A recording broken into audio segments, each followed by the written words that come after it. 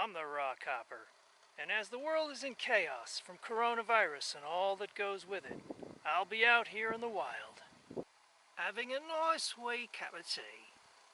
And I'm going to show you how to make tea from wild plants, one of which may even help guard against coronavirus.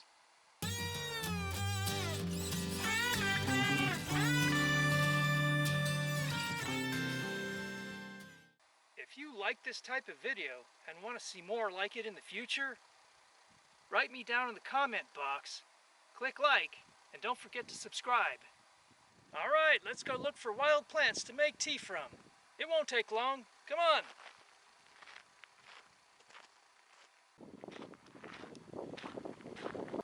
This plant right here is a type of Mormon tea.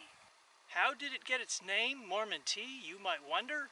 Well, back in the pioneer days, the Mormons needed something to make tea out of, and they realized they could do it with this stuff. Turns out this stuff has ephedra in it. In fact, one of the species is Ephedra nevadensis. So now you know why those Mormons were so darned industrious, because ephedra is considered a stimulant. It grows in the arid regions of Utah, Arizona, California, and Nevada. Here's a close-up, and you can see how it grows in a pipe stem type fashion. So we'll take some of this with us. This plant is called an ocotillo. In the drier months, it just looks like a whole lot of dead spiky sticks. If you look closely,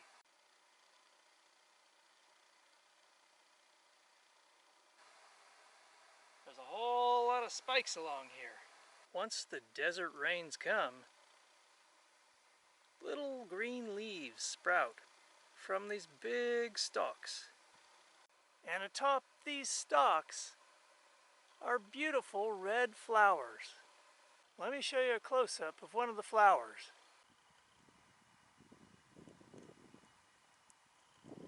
Depending on the elevation, the flowers start to blossom out in March or April. So let's take one of these flowers with us. Be careful of those spines. Alright, we'll take that along for our tea.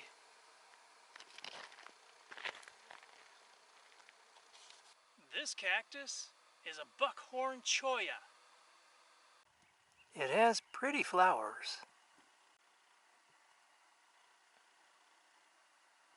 We'll snag a few of these petals for tea.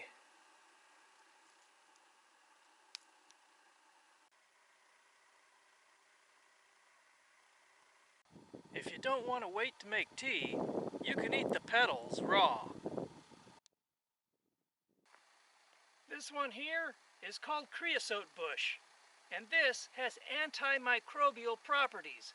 The Creosote Bush was used by Native Americans for treating colds and flus, tuberculosis, STDs, and intestinal disorders. I'm no naturopath or herbalist, but one could surmise that if it has the power to do that kind of thing, then it could probably prevent or at least lessen the severity of the coronavirus. Here's a little closer look at it. It's got yellow flowers, very small, and it grows everywhere in the lower elevations of the Mojave and Sonoran Desert. And it could possibly, it can't hurt, right? It could help guard against getting the coronavirus. As far as my own use of creosote bush, there have been a few times when I've been in the desert, and I like to be really careful about water. But there was a time or two when the water was maybe just a little sketchy, so I would take a little bit of creosote, eat the leaf, a couple leaves, just to kind of give me some reassurance because of the antimicrobial properties of it. And I never did get sick. So we'll take some of this back to camp with us.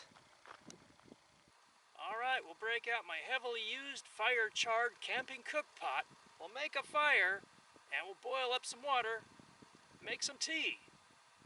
This is the real deal. This is camping. not glamping. There's no dishwasher here, unless maybe I get Pepe.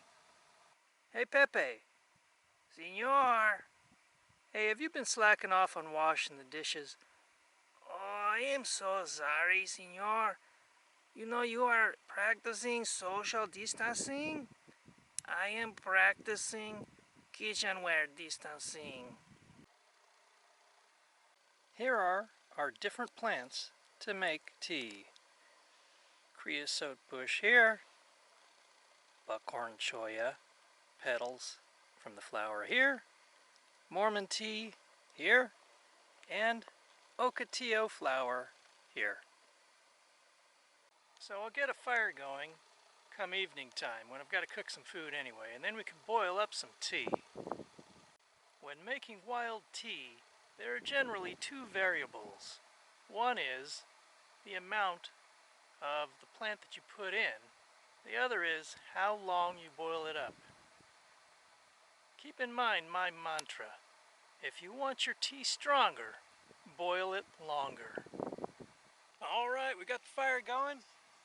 Let's start out with our tea. We'll do ocotillo flower. There's the ocotillo flower making us some tea. No surprise, I guess, that the ocotillo flower tea has kind of a reddish-orange tint to it. The ocotillo flower tea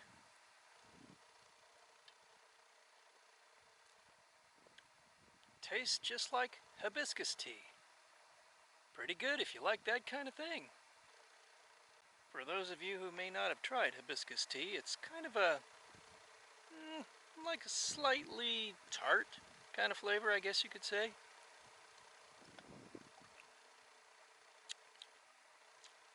Probably be really good with some honey.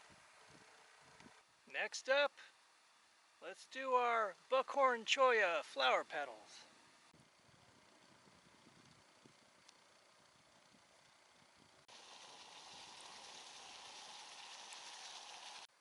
The tea is a yellowish color. The cactus petals have lost their rosy color as they were boiling. Let's try it out. I don't know if you can see that, but kind of a golden color.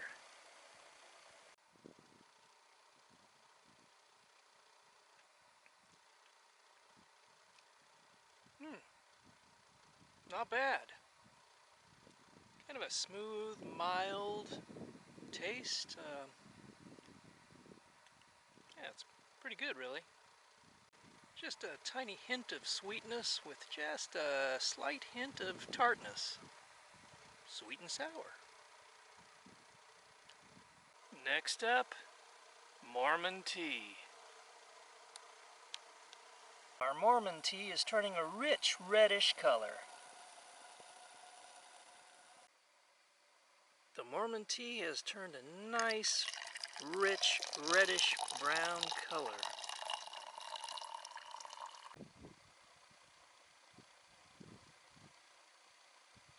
Very nice color. Almost a coffee color. Kind of has a rich, somewhat earthy taste. It's pretty good. I've been enjoying Mormon tea for years. One of the benefits of it for me is when I get allergies from juniper pollen around the Sedona, Arizona region, I drink some of this and it helps alleviate some of those problems. It's also good for colds and flus, and I start to feel perky and happy after I drink it. That's probably the ephedra talking. So black preachers feel the power of the Lord coming through them, and the Mormons probably felt the power of the ephedra coming through them. But what would happen if you crossed a black preacher with a Mormon on ephedra? I want you to feel the power of the ephedra coming through ya. Yeah, come on now. Oh, feel the power of the ephedra. Oh, I can feel it. Can you feel it? Oh, Lord. Oh, yeah, I can feel it. Oh, Lord, I can feel the ephedra coming through me now. Feel the power of the ephedra coming through my veins and into my heart. Oh yeah, that's what I'm talking about. That's right, I feel the Lord's power. I feel the Lord's flower. I feel the Lord's flower power coming through me. Ooh me, ooh me. Yeah, that's right, I feel it. Can you feel it too? Can you feel it too? Brigham Young, for he has sung, go to the west where it will be best. He said this is the place so you can feel God's grace. And we're gonna build us a town that's so pretty, and we're gonna name it Salt Lake City. And we're gonna build it in 2 days, because we got tea for everyone. Our last one in the pot is creosote.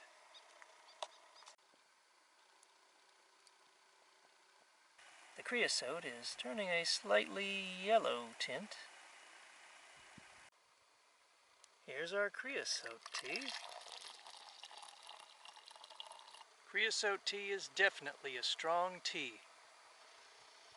You can tell just by the smell of it. And out in nature, it's a strong smelling plant anyway.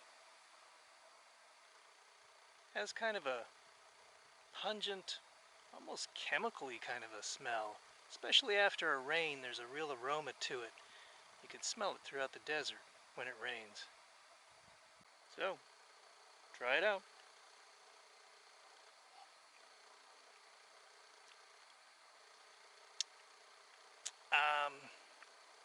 Yeah, that's strong. But anything that tastes this strong and somewhat bitter, it's got to be good for you, right? Get rid of that coronavirus. Keep it away from you. Drink this stuff, creosote tea. It'll keep a lot of stuff away from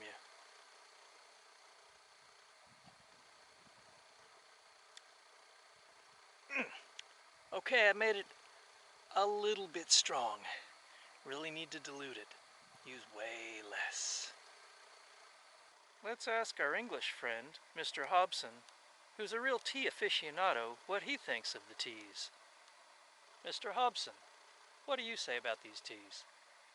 I have to say they're quite lovely, really, all of them. I do like the cactus petal tea. It was very nice. It's a nice mild, but nice bouquet, good body. It's quite a nice tea. I've got to agree with you on the Ocotillo flower tea.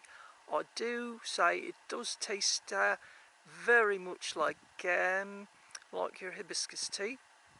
And as far as the Mormon tea goes, just absolutely full-bodied, very rich. I quite liked it. I can see how those Mormons might have gotten quite hooked on that stuff.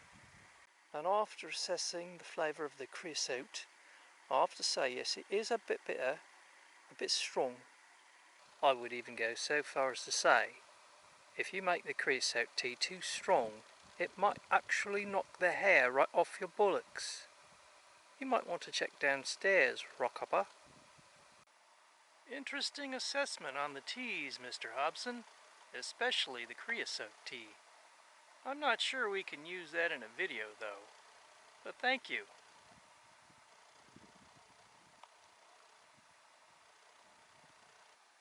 I hope you enjoyed learning how to make tea from plants found in the wild.